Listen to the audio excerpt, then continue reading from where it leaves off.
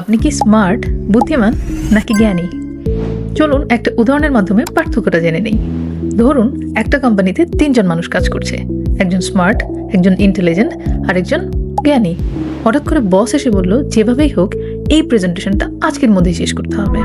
Smart মানুষটি তাড়াতাড়ি কাজে লেগে যায় আর সে তৎক্ষণাৎ তার ল্যাপটপ ওপেন করে। সে শর্টকাট জানে, সে এটাও জানে প্রেজেন্টেশনে কি অ্যাড করলে মানুষ বুঝবে যে এখানে এফোর্ট দেওয়া হয়েছে, আর সে তার স্মার্টনেস ব্যবহার করে প্রেজেন্টেশনটা তাড়াতাড়ি শেষ করে ফেলে। এবার বুদ্ধিমান মানুষটার পালা।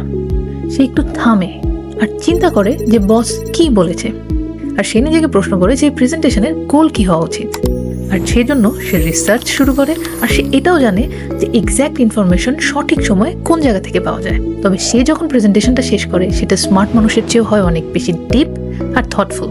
এবার আসে জ্ঞানী মানুষটার পালা। সে বসটা বলেছে তার চেয়েও এক ধাপ এগিয়ে ভাবে। সে চিন্তা করে যে কি হলো, হঠাৎ বস শেষ মুহূর্তে এসে আমাদেরকে প্রেজেন্টেশনটা শেষ করতে বলে। আর সেটা জানার জন্যই সে বসের সাথে যেয়ে কথা বলে, তার এক্সপেকটেশন বোঝার চেষ্টা করে। আর সেটা জানার পরে সে ওই অনুযায়ী এফোর্ট দিয়ে প্রেজেন্টেশনটা বানায়। 3 জনই প্রেজেন্টেশনটা শেষ করেছিল, তবে তারা কিভাবে শেষ করে সেটাই প্রমাণ করে দেয় যে তারা স্মার্ট, ইন্টেলিজেন্ট নাকি জ্ঞানী।